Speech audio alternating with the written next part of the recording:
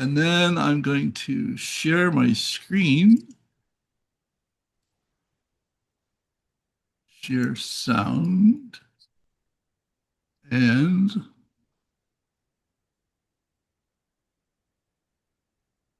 I think it's this one. Yeah. Okay.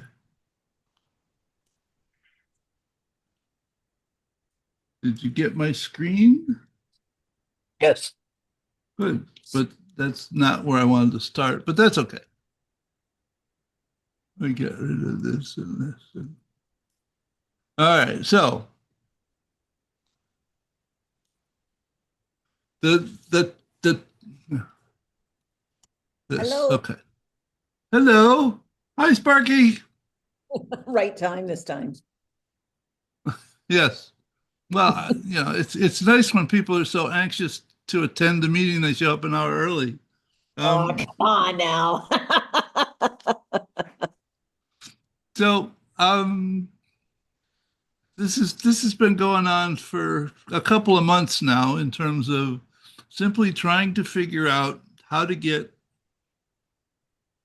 AI, Gemini in specific, to figure out how to do some things that used to take essentially forever in a short period of time and do them in a meaningful way. Hmm.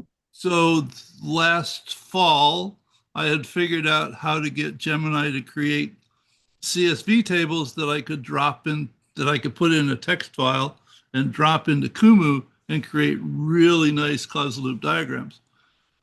And being the lazy person that I am, going through those extra steps was terribly annoying because I had to interact with Gemini and create the table, put it in a text file, drop it into Kumu, look at the diagram, and figure out what the next question was that I wanted to ask.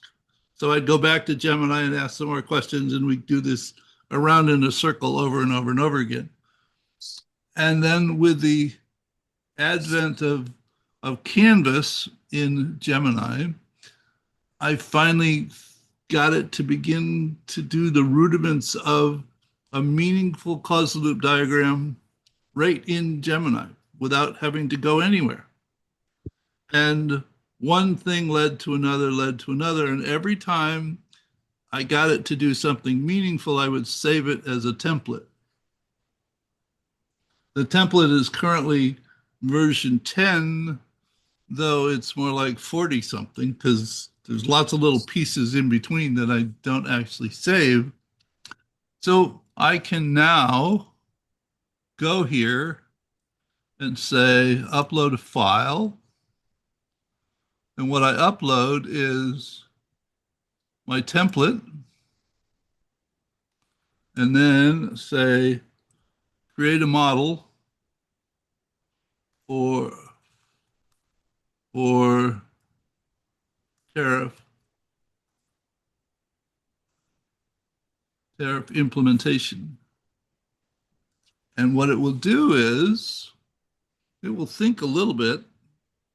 And now what it's actually going to do is it's going to take this HTML template and it's going to plug all of its thinking into it in the right places for data so that it, did I not select Canvas?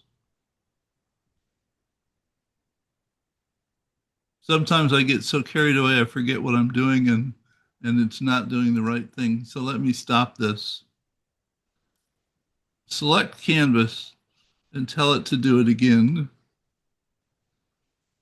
This okay. So what it's doing is it's taking my HTML template and it's analyzing what a tariff implementation is all about. And it's rewriting all of that HTML code, which I have no idea how it works because I couldn't write it if I had to. And I've learned to develop a little bit of patience because sometimes takes it between a minute or 2 minutes to actually write this 500 or 600 lines of code to create me a causal loop diagram in a way that's meaningful. So we'll be patient. And some of the things that okay, here it comes. Okay. And the the thing is, unlike most causal loop diagrams that people develop, there are comments on every element and every connection so that you can actually digest what it's trying to say in addition to simply looking at the labels on things. And the labels on the connections, it gives you an estimated time frame for that relationship so that consumer demand influences domestic production, and it's something that takes months to happen. It doesn't happen overnight. And it says increased consumer demand stimulates domestic production. And it's amazing, okay? At least from my point of view, it's amazing. And now it actually understands what the loops are in this structure. Now, this one has got two pieces that are overlaid on each other. So there's a loop. You can study that, or this one, or this one, or this one. Oh, some of them are off of the screen down here. Okay. So, and the thing is, which also messed my mind, I can go ahead and look at the code. I can click share and say copy contents. I can open a text file. And the secret here is you need a text file that's really stupid, because if it includes any formatting other than just regular text, it will load as text rather than a diagram. So if I save this and call it tariff.html on my desktop, when I now click on it, it opens in a new window. So you can actually share this model with somebody else by simply mailing them the HTML file. That is wild. All right. Yes. And you can move the pieces around and you can look at it. But here's the part that drove me absolutely bonkers. So let me, oh, questions so far? How does just the prompt that you put in there about tariff implementation caused the canvas and Claude to actually find all of the elements that is now in the diagram? You hadn't preloaded any. Uh, No, so no. it went off and it found its own interpretation of tariff implementation based on its own models of language and came back and did what you're just showing us.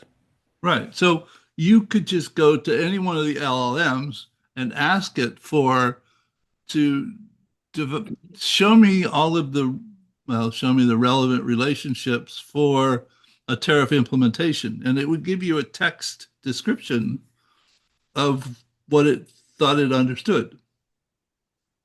But here, because I've told it to plug its answer into this template, it does in fact create a causal loop diagram.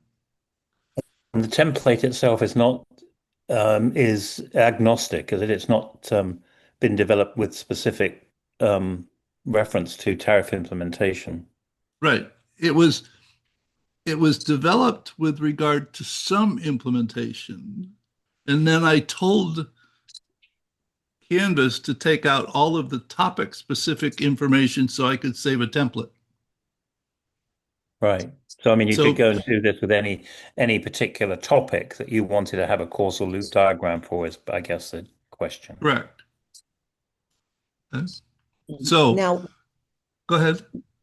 I'm just gonna maybe ask a question in regards to where I use causal loops is in a very specific system science foundation related to dog behavior. And so the way that I want the labels done of interest is as it collected all the inputs, all the variables here, I don't want it to collect variables because it doesn't know enough and it could use models that I'm not in, or methodologies I'm not interested in. I want it to use specific labels. In that case, and I think it's the same, Jean, is that you can ask it first to put in information. So you can collect data from, like, let's say a practitioner like me who's maybe analyzing something. I can put in a specific behavior or a specific internal state and so forth that's related to my field specifically and still get this. Is that correct? And I would expect, and we can try it later if you want, I could tell it to change the labels on certain things. Right. In other words, I But I I don't know all of the things that I can tell it to do. but Sparky, are you suggesting that if you had a written document that explains your analysis of dog behavior with certain definitions of, I don't know, whatever they are, but if you could feed the PDF in before you put your template in and then said, or you put them in at the same Canvas prompt saying, based on the PDF that I've given you on dog behavior, create this diagram. Yes, and the thing is that, like, let's say caregiver style, right? That's important in dog behavior, what the caregiver style is. So if I've gone in and I've analyzed and I've got all my information ready, I could literally plug it in. Yeah, and maybe do it with a PDF. I actually have a prompt that asks me the questions and then takes it from there and then creates a causal loop. At least that's what I'm trying. I haven't gone as far as Jean has, but so it can be applied to a specific type of science that I've created. And so I'm just saying that what Jean's developed here, I think, with can also be applied to a specific science as long as you've got labels or categories or buckets that you're using to as the variables. Very Yeah, specific. it would Mhm. seem that way from what we've seen here. And given how Gene put this together in different stages and can now do this on Canvas, I would assume at some point your any set of questions about any particular kind of situation could be a precursor to this. You could say, you know, run my set of 10 questions or 20 questions, and then based on the responses to those questions, create the causal loop diagram. Mhm. And I would say go try it and find out. Somebody Mhm. sent me a PDF this morning and I plugged it in and here's the diagram it created, which I Nice. still haven't spent time looking at yet. So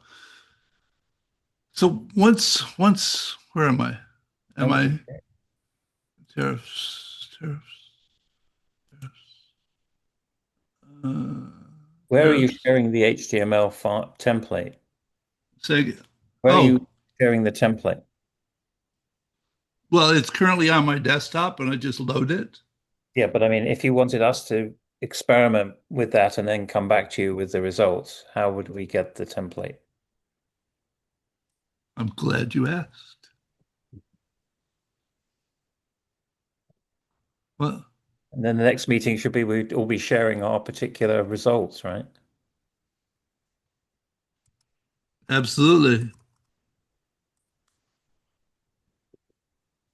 There is a link to this part of my stuff. And here's version 10 and version what? Oh, version 11 doesn't exist anymore. I had problems with that. So you should don't use 11. I don't know why it didn't go away because it's not on my system anymore. I don't think. Oh, it is. Hmm. 11 is there. Yeah, I Yeah. know 11 is there, and I'm wondering why is it there? Because I thought I deleted it. So we shouldn't use 11, use 10. Is that what you're saying? Um, yes, you should use 10. Delete. Cool. So This is it's this is it's fun. now gone. It'll be gone in a minute. It, So I'm trying to find, oh, here's what I did. Okay. So this is where I originally created this CLD, and then I exported it to a text file, to an HTML file, which I'm looking at twice here. I think these are both, yeah, they're both on my system. So if I sent you this HTML file, let me go into a new instance of Gemini, select Canvas, tell it I want to upload a file. And what I want to upload is the tariffs file.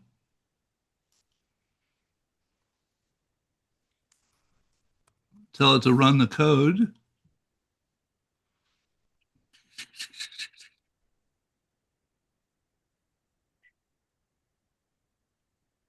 Because people keep coming back to me and saying, the model's incomplete.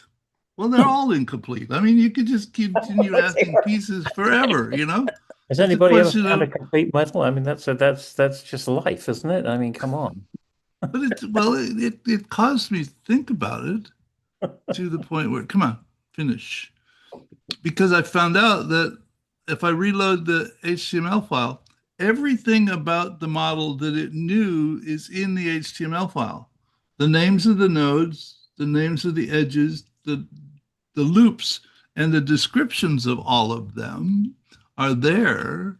So I can come back and say, okay, show me the seven most relevant.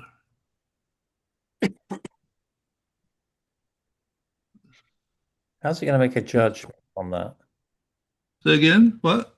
How's it going to make a judgment on the most relevant? I have no idea. I I have to You wait could, till it does it and look at it and see if it makes any sense. That makes sense. well, you Yeah. could ask Huh? it. You can ask it, Yeah. what is Right, your Cherry. reasoning, Yeah, right? What's the reasoning? here are the Right seven there. most. Well, I think this What's is your lovely. reasoning? modif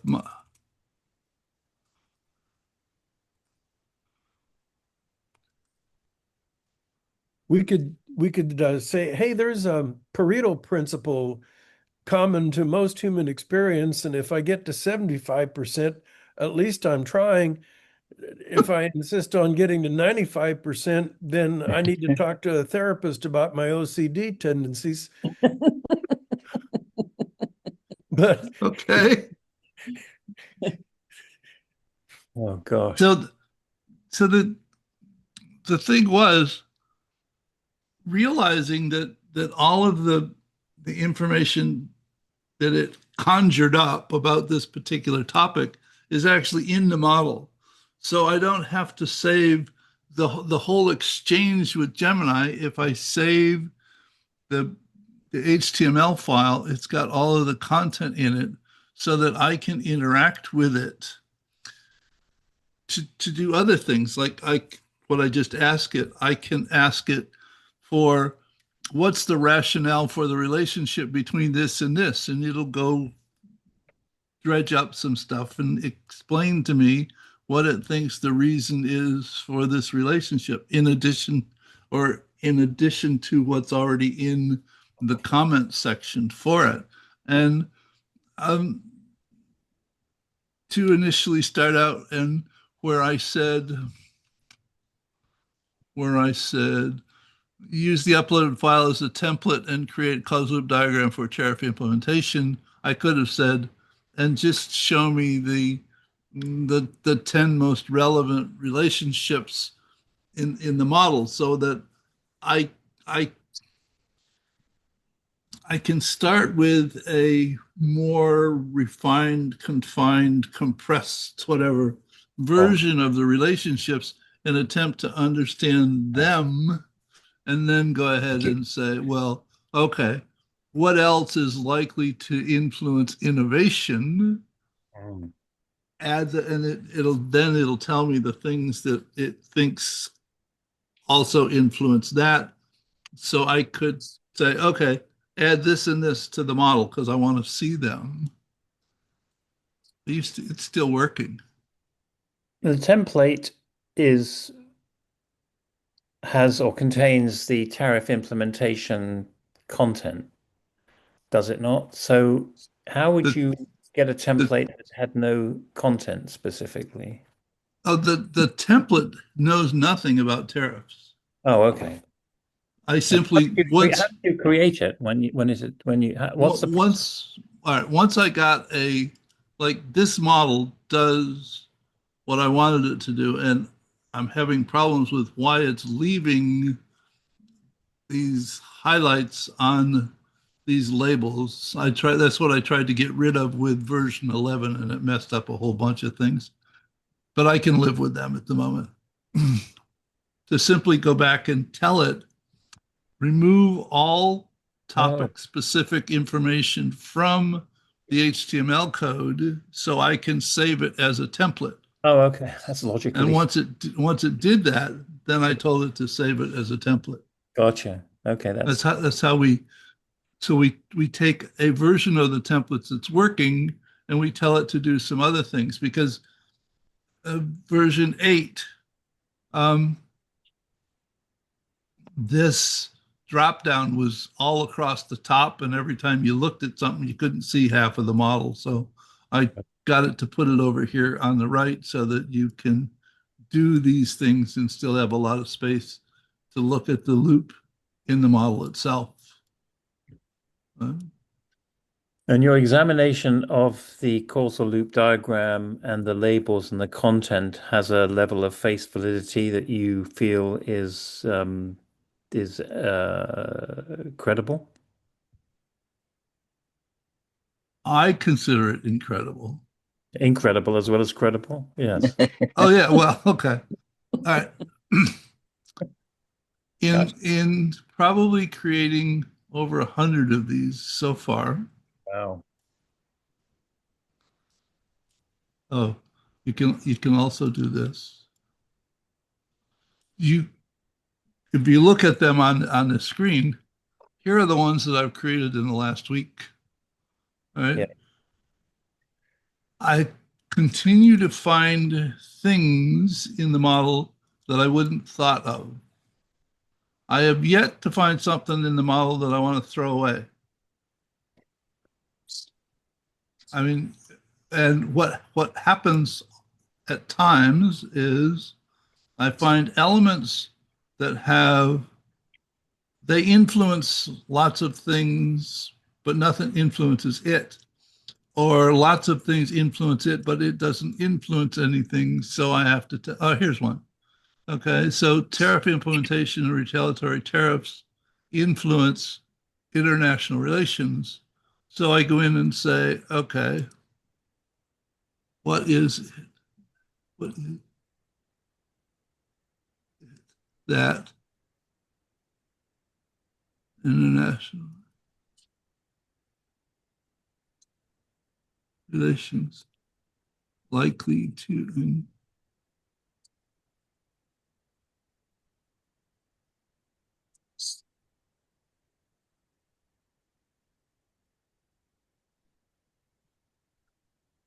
I mean, Gotcha. I talk to it the same way I would talk to an Yeah. assistant, I think, Yeah. and get it to do things. And sometimes it does, and sometimes it doesn't. I mean, I it's But I an mean, I would endless like array to, of trial and learning. yeah, and Oh yeah. I would like to replicate what you're doing and sort of saving these to the brain because then you can share them with anyone else like you're doing, which is very generous. And I think there's also it would be interesting to see how it works with other AIs. Well, that too.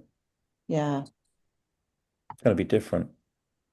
I This is really cool. I know that I was talking to you about it way back when we were discussing that I was trying to do something like this, and it's remarkable how far you've come with this. It's amazing. Yeah.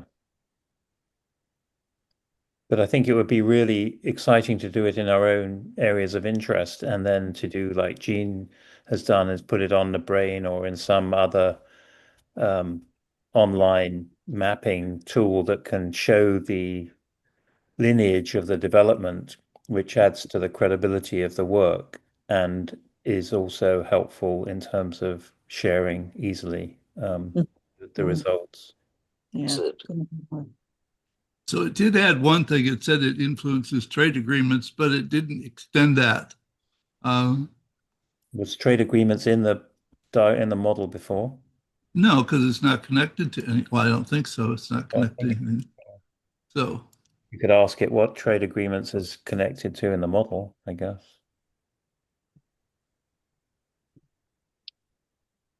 Now, when you finish that, I do have a question about the bias of the AI. okay. My question is this: when AI is functioning, as those of us who are in AI know, it puts you in your own bubble. So you get amazing responses simply because it's speaking directly to you and your experiences. So you think it's naturally supporting your own biases. Yeah. Have you found, Jean, as you're working with this, that it's been pulling from your own biases and maybe not extending out as far as it should? Or have you found that it's surprised you? I have asked it repeatedly, and it tells me that once I finish a session, it doesn't remember anything. That's what they In other Oh, words, it's not okay. learning about me it's learning about me from the interactions, but only as long as this context exists. As soon as I go to another context, it's gone. Is that Gemini or is that Mhm. is that That's what Gemini is telling me, and it's what seems to happen. Though with Gemini, there is a bunch of info that I have saved about myself, right? about my lifestyle, and my relentless pursuit of understanding, and things that I want to know about causal loop diagrams. Um, so to that extent, there are some things that it does know about me consistently from one instance to another. Some AIs allow you to create personas. Is that Yeah, That's pretty much, yeah. yeah, At the moment, all of these AIs are basically static models. I mean, it's just a static data set. And when you use it, part of the input is the input you create is the context that is used as input to the model. And it generates a response based on that total context. Once you end the session, all of that context is lost unless you explicitly save it on your machine, generally speaking. Not that a vendor or a provider couldn't save that context for you and do something else with it, but generally it's lost. I know that's what they say, Yes, that's what they say. and I frankly don't believe it. Um, but that I don't have any evidence except sort of a sense that in using different. So, for instance, OpenAI, they have if you have a paid subscription, and I imagine Gemini is similar, there are settings you can set on whether or not to preserve past sessions for 30 days or whatever it might be. And generally, I think these outfits have some sort of an agreement, the privacy, whatever, where, they might save it, but it's not likely that they're going to be searching through it. They don't care unless they do. And my presumption is, if they're giving it away for free, or if you're using the free version, it's kind of like they might use that because, well, nothing is free. Exactly. So Any- I have paid ChatGPT. I agree with I don't know your names. I apologize. The gentleman with the turquoise shirt against the beach backdrop there. I agree with him. The perception that I have, and it's been shown to me over and over again, of course, that could be my own hallucinations, is that it's learning and presenting to me my own information back Oh yeah. in different ways. And yes, part of that is my settings for sure. But it can be very, and the only reason that I brought that up is because as we test this work, which I'm very excited to do, there's a couple of areas. One is I use ChatGPT, so it will be interesting to see what it does with that. The second thing is my biases will be different than Jean's, and because I'm using paid, there's also going to be that variable that comes into play. And it, I think one of the biggest challenges that I've seen with playing around with AI to create these things is the fact that it's very, very hard to test. So I think this is going to be a really interesting experience just on testing AI and what it can do. I keep saying it's all about trial and learning. Yeah. Well, isn't that life?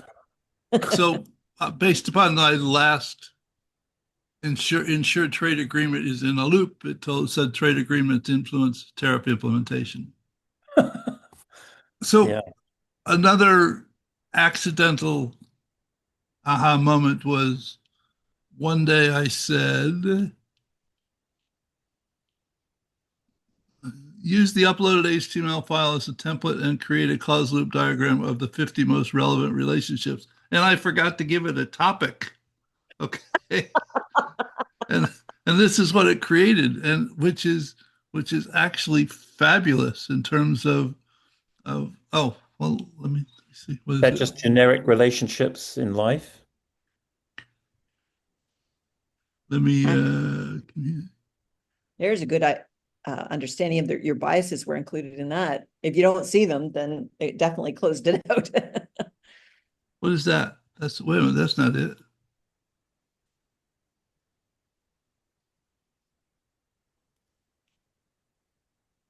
Oh, I have, for some reason, what I uploaded to the brain was a template that I labeled wrong. I got to go fix that. Not right now, but I'll go fix it. Because usually if I go to the brain and click one of these and hit the HTML file, it actually opens the HTML. And that one, it opens a template. So I have to go recreate that one.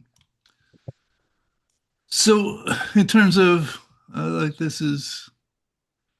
says a decrease in import volume can reduce competition for domestic producers, potentially increasing domestic production. What is the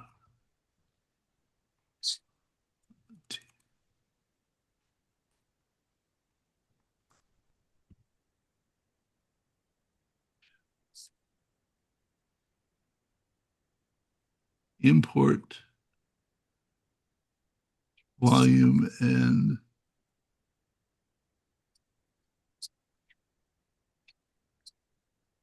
I mean, that so I'm simply taking one particular relationship and saying, explain that to me. And it says, here's the breakdown. It gives me this increased share, higher demand. Okay. So in other words, there's a short sentence on the relationship, but for anything that I'm looking into, if I don't quite think I understand or I need more, I can ask for more information about any one of the relationships that I want. And that was my response to the person who said, have you verified the relationship? Well, no, but it can be done. How long does it take to how long does it take to verify 25 relationships? I mean, some of them just make sense when you look at them. I mean, and if they don't, you read the description, and if that's not enough, you ask it to explain why it did it. And So the thing is, this is I have a or we have a method of producing CLDs that are shareable simply by saving the HTML file and sending it to somebody else and say, take a look at this and let me know what you think. Because when you send it to them, this is what they're looking at. Well, this isn't because this is still in Gemini, but it's an HTML version of this, which has all of the notes, all of the connections. It has the loops that they can identify and investigate, and Great. you can ask it whatever it is that comes to mind about the model because it's all there, or That's cool. It's a a lot great of it's.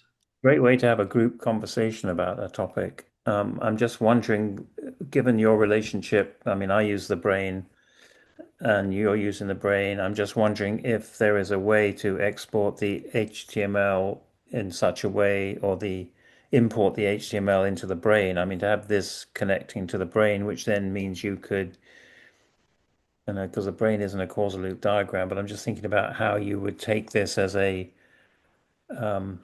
and you could click on any one of the words there and actually then go into some form of recursive analysis and get more information, which would be interesting. Like, tell me more Uh, about a particular topic, which you can do if you're in Claude like this, but mm, yeah, maybe you have to be in Claude. Wow. have to think about that one. Hmm. Maybe we could all think about that one. I mean, like the the brain seems to be an amazing repository. Right. Well, I've been using it for 29 years now, on and on and off. Hmm. There have been. I tell people I've had a 29-year love-hate relationship with this piece of software because it has an interface that is so seductive that you can't leave it alone. And I Yeah. get so frustrated with it because it wasn't Kumu and never would be Yeah, yeah, that exactly. I Yeah, would delete it from my system, and a couple months later it was back again. yeah. I mean, I'm the But same, but I had students tell me, well, yeah, I use AI, but then I take the output and I rewrite it in my own style, my own voice, which, after all, school administration, whether it's the Encyclopedia Britannica, Wikipedia, whatever, that's what we've been doing for quite a while now. I agree. Now, here, um, we're on the cusp of a change anyway, Yeah. where we've been saying, oh no, students can't use AI. I can't tell whether it's you thinking or the AI. To people have got to get skill. Have you seen the ads? Uh, Here's a 30-day introduction to AI for people over the age of 40. Okay, we're going to be doing this. So, student, construct me a model. Clarify the story coming into uh, a 2-week time frame over right now today, and then construct me a model that constructs a future that we want to live in. That seems like education. And by the way,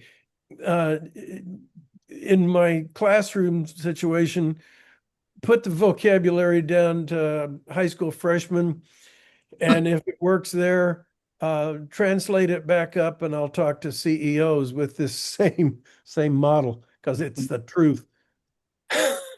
Is that workable? Try it. I think so. Sounds Easier like said than done. Sounds like idealized design that Russell Aikoff wrote quite a lot of Mm, about. Mm. good paper. Of course, I did this one for for my grandson the other day, and he actually was excited about it. I was surprised. This uh,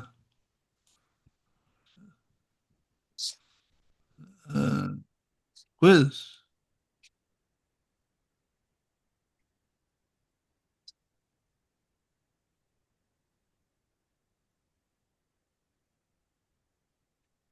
Oh boy.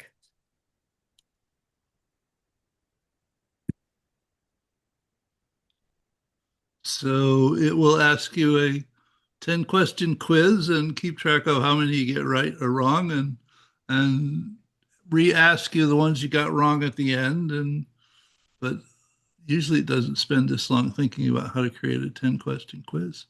Well, it is Um, organic chemistry. so there we go. Okay. Which type of hydrocarbon contains only single bonds? I don't know. Does anybody else? Anybody know? Which type of hydrocarbon contains only single bonds? I would ask AI. Sure, No they fair. hint. Oh, what's a hint? Think about the saturation levels of carbon. I have no idea. Oh, got it Oh, right. How about that? And I don't understand this notation, but the whole idea is where -OH. see how long the directions are. I mean, it's unbelievable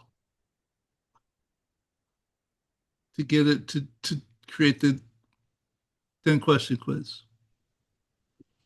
So, my current fascination is simply, well, I keep telling people, I'm, I love diagrams, but I'm lazy. Okay? So the diagrams that used to take me weeks or months now take 15 minutes, and I can then spend all that time studying them as opposed to trying to figure out what to put on them. And works for me. If it works for you, good. If it doesn't, go to Kumu and create your own. I don't care.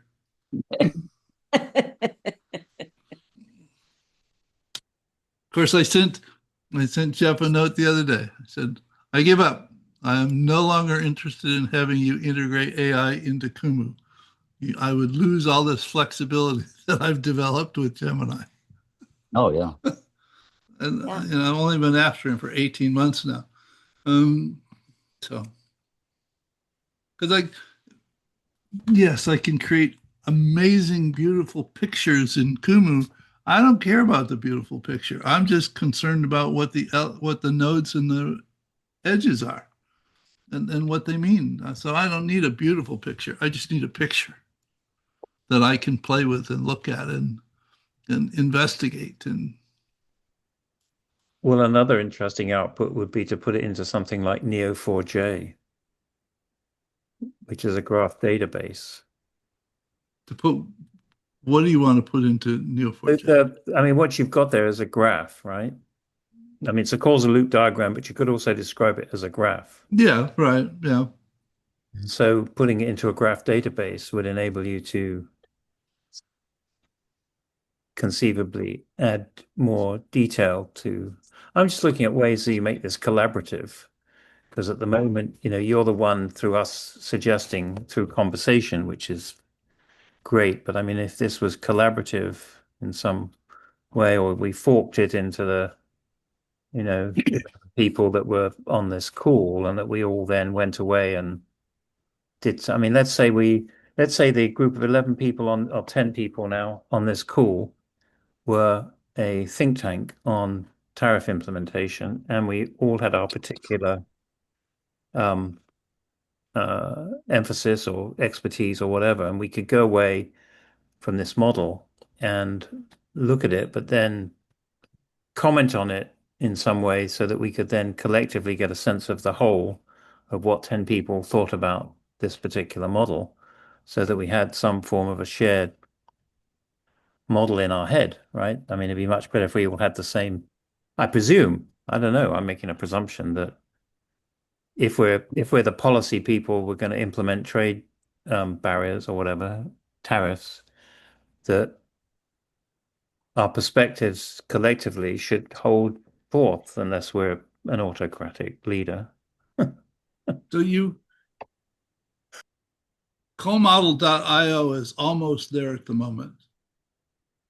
Uh, it is real-time multi-user, Right. so that any number of people could be working on the same model and leaving comments for each other.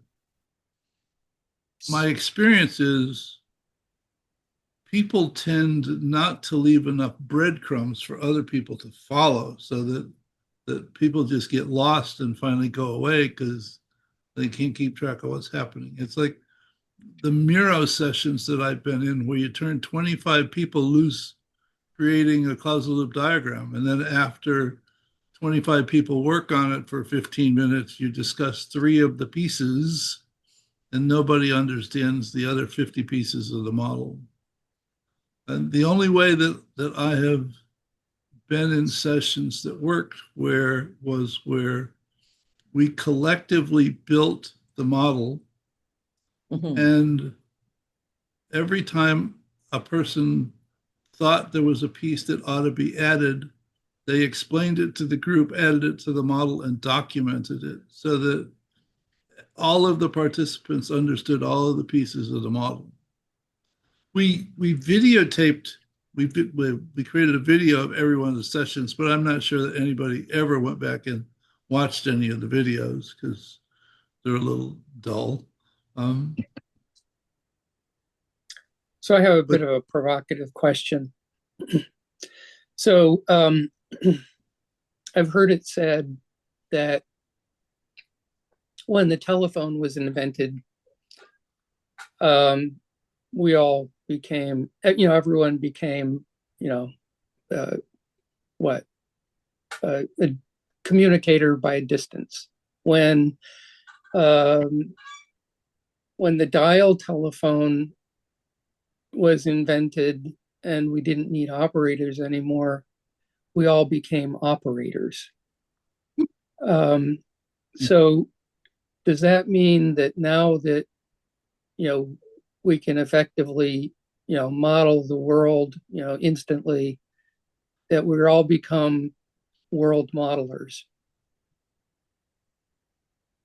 So like as a voter, maybe it's your responsibility to be familiar with this sort of thing.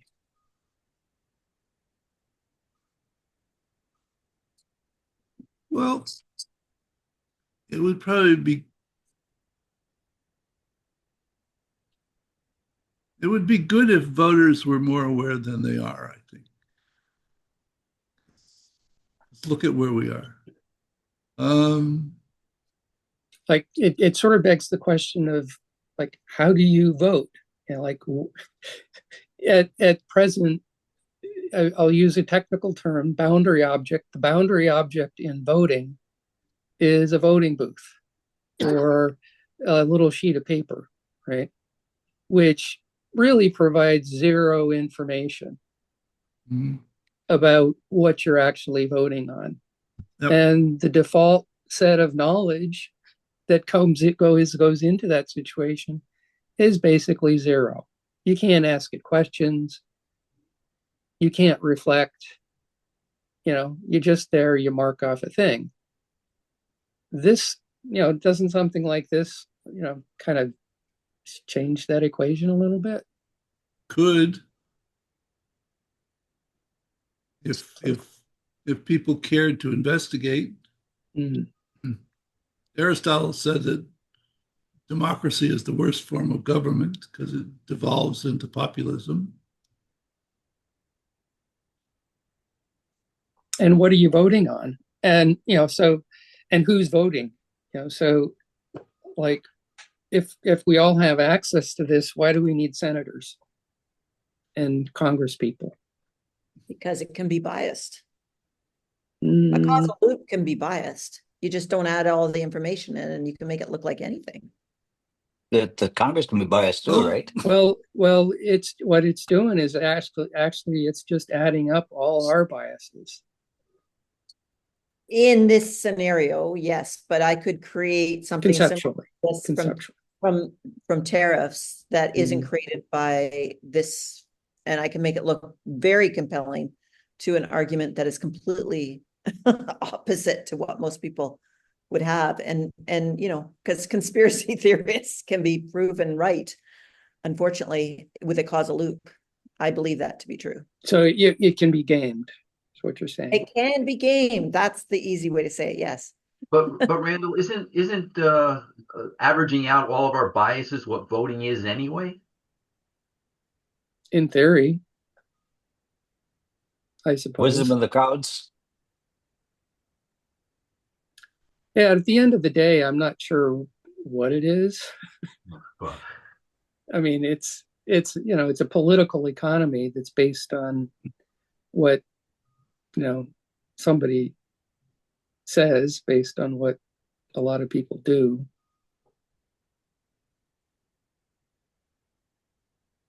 And, you know, is there a mathematical correlation between, you know, all the beliefs people hold in their heads and the actual actions that are taken by legislators? I don't think so. yeah, I think that's one of the problems at the moment is that the specific legislators themselves are applying their own desires and biases. Absolutely. Yeah.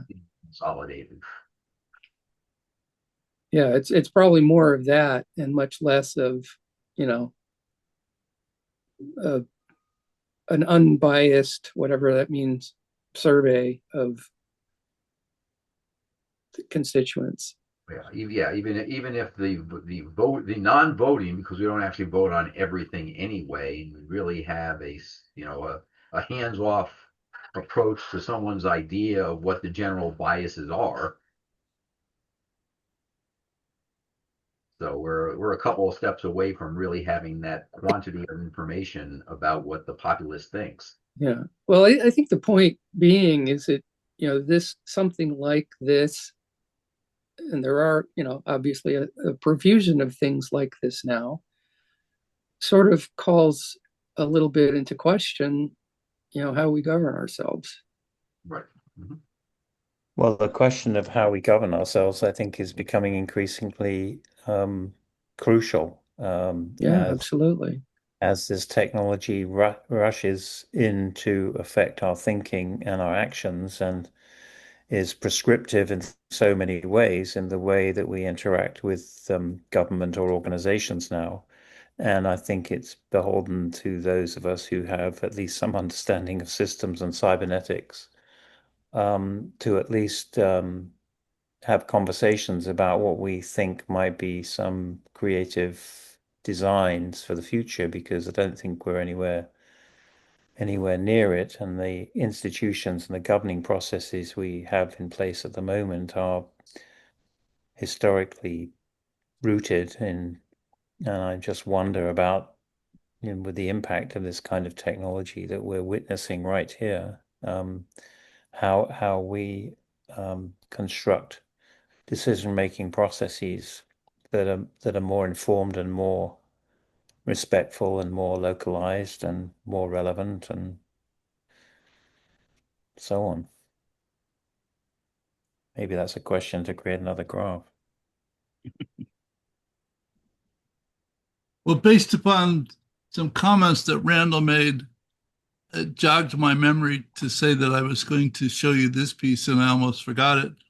Who are the relevant stakeholders? And it tells me who they are. And then I say, how would you modify this model for presentation to a consumer? And it told me that it would make all of these changes to the model to present to a consumer. And then I said, what are the 5 most relevant relationships for consumers? Please update the CLD to show this. And if I go back and find out where that button is, here somewhere.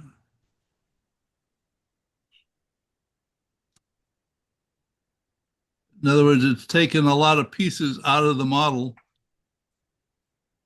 that it thinks makes the model more relevant to a consumer, changing some of the labels.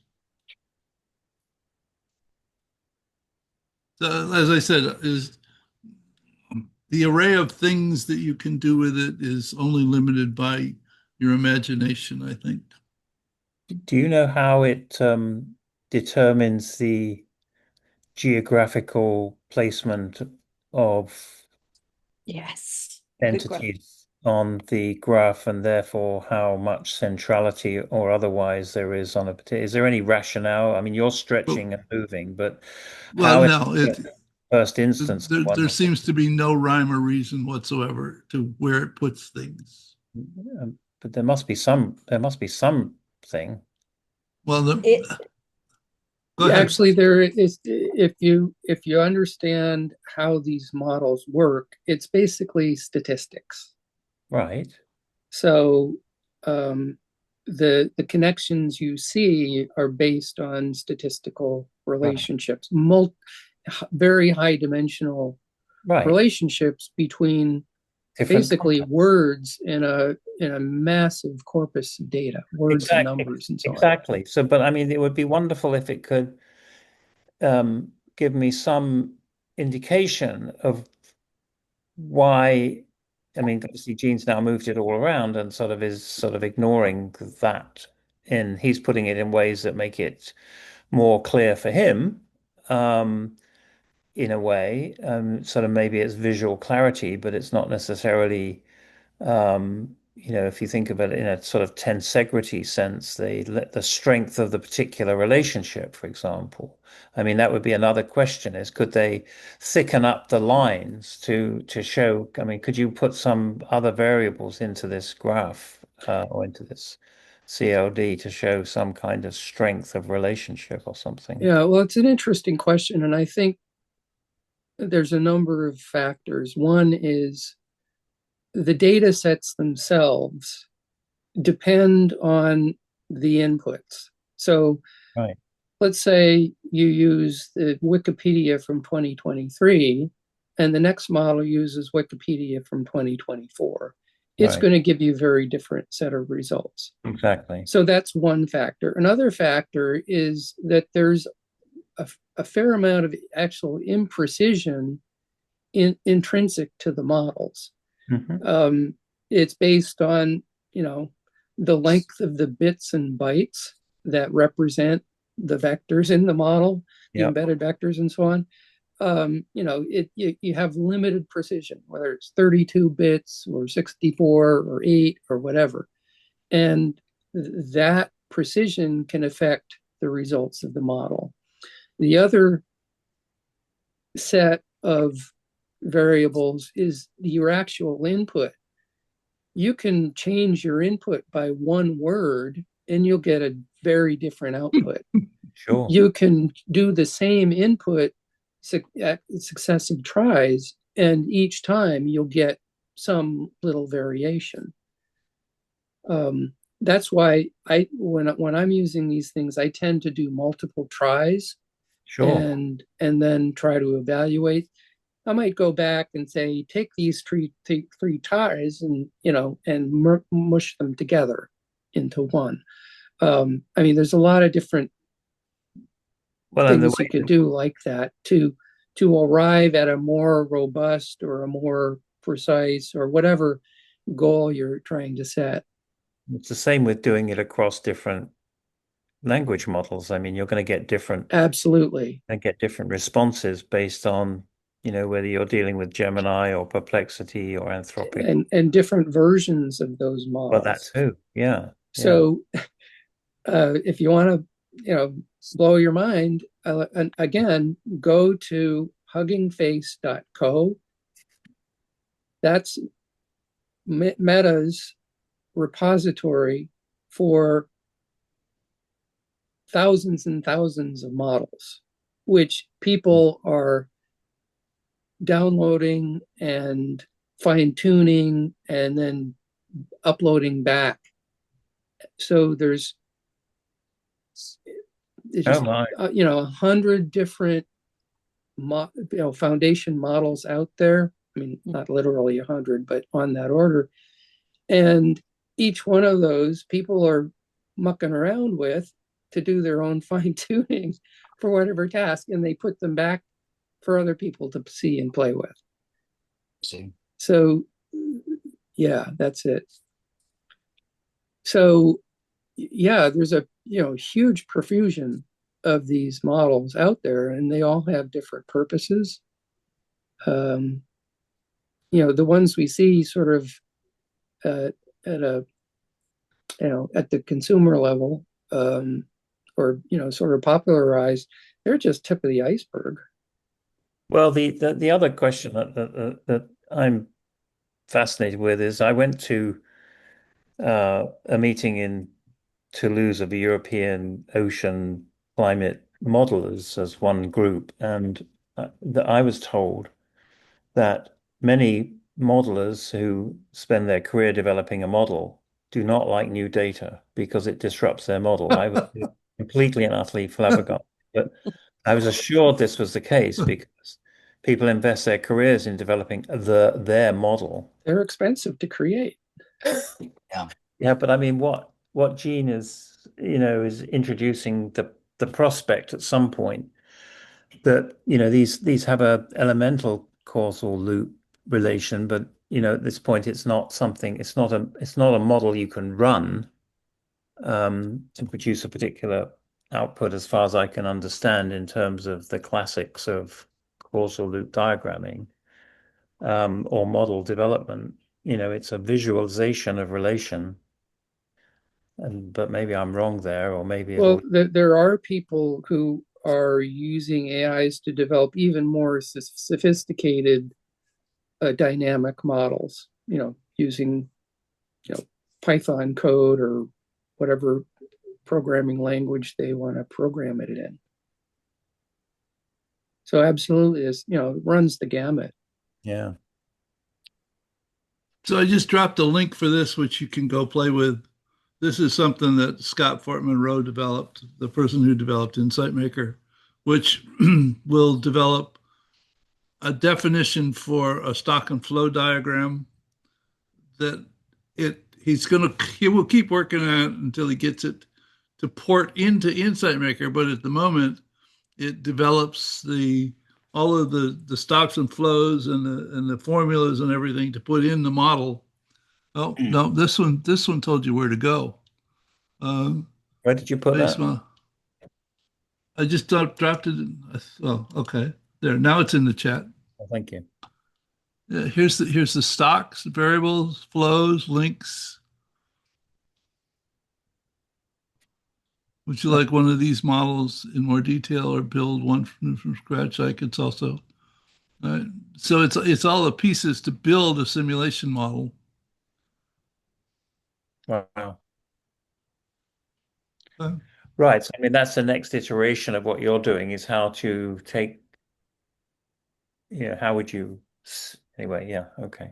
yeah, I mean, there are some people that I consider purists who consider if you don't build a simulation model, you don't know squat. And some people who only build qualitative models. Hmm. And my perspective is if I'm going to build a house, I usually want a blueprint before I start.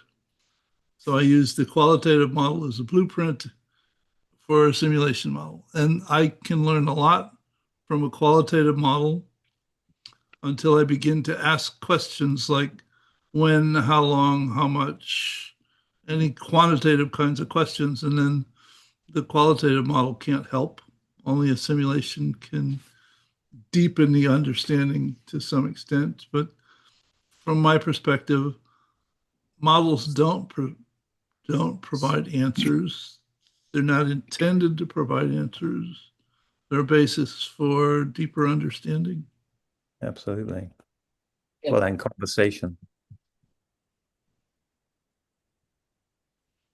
So Wonderful. I had a conversation with somebody yesterday, I think. And they said, well, what do you do with all these models? And I said, well, I hesitate from inflicting them on other people. And they said, what does that mean? I said, well, I try not to use them to convince anybody of anything. here is a thought. If you find it meaningful, fine. If you don't find it meaningful, don't look at it. I don't care. I find it meaningful and I'm sharing it. Um, if I was going to work with someone else on a particular topic, I would go create a model and never show it to them because it's a basis for me deepening my understanding so I can ask better questions. And I think that's kind of the philosophy behind a lot of this activity. You know, people developing models, I mean, large language models that have different qualitative and quantitative characteristics. What we do with them, that's all, unfolding, as we're speaking. And it will continue to do so probably for a long time. Until we think we figured out the answer, and then we're in real trouble. Well, yeah, as well, I think this is the thing is that, it's not just creating new solutions, it's also creating new sets of problems or new sets of concerns that, we didn't really have to think about before.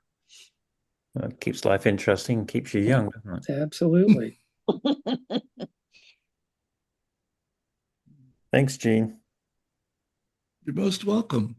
What I'm seeing about strategy formulation is it's a big discontinuity from the Michael Porter Harvard Business School thing of 5 factors. And we know that, and we've identified everything to here. The book's only about this thick. Yeah, I've got it right here in back of me. Here we're saying, okay, everybody in the organization that thinks you have an opinion and a voice, here's the model. Here's our current model of strategy. You want to add to it? Whether you're operational, mid-management, CEO, customer, whatever, speak up. And if you don't want to speak up, shut up. Because once we have something in place here that, works and we're all saying we can go for it, here's how we're going to go. This works. This would work. Yes, collective leadership. You could call it cybernetic leadership, cybernetic management. It's a sort of a collective management. It's bottom up, top down, and sideways in, as my friend Bill Reckmeyer would say. And it produces some lovely opportunities for, we're playing around with it in a couple of cooperatives. Cooperative as a structure is another way of, in a sense, what Gene's doing here is cooperative, where, he's sharing some ideas, he's encouraging us to take it and see how it works and then come back. And I hope I can respond to your challenge, Gene, which is not insignificant. So, just see what I can do. It kind of levels the playing field, doesn't it? Absolutely. Well, it's a big change. It challenges, one of my favorite books right now is the David Stroh's book on system thinking on societal problems. I can't remember the name of it, but the point being is that you suddenly realize your mandate, the sense of your world is much smaller, and if you want to achieve the outcome that you're really set out to achieve, you've done a band-aid and you might be hurting it. So I think it's a wake-up call as well, like a real wake-up call. Yeah. With the impact of, large language models or, statistical word generation, and its impact on our lives now, today. Mm-hmm. Very good. Okay, I have to run. Thank you so much, Jean. This has been fascinating, and I can't wait to give all of this a go. Well, It was nice thanks for to meet you. coming, Sparky. Okay, bye for now. Bye. I have to run also. Any Yeah, any thank final you. notes? Just thanks again. Thank Well, you, I'll You're Jim. very welcome. Good stuff. I'll post this on Substack within a couple hours. Okay, All excellent. right. Bye all. Bye-bye. Bye. Bye, Thor.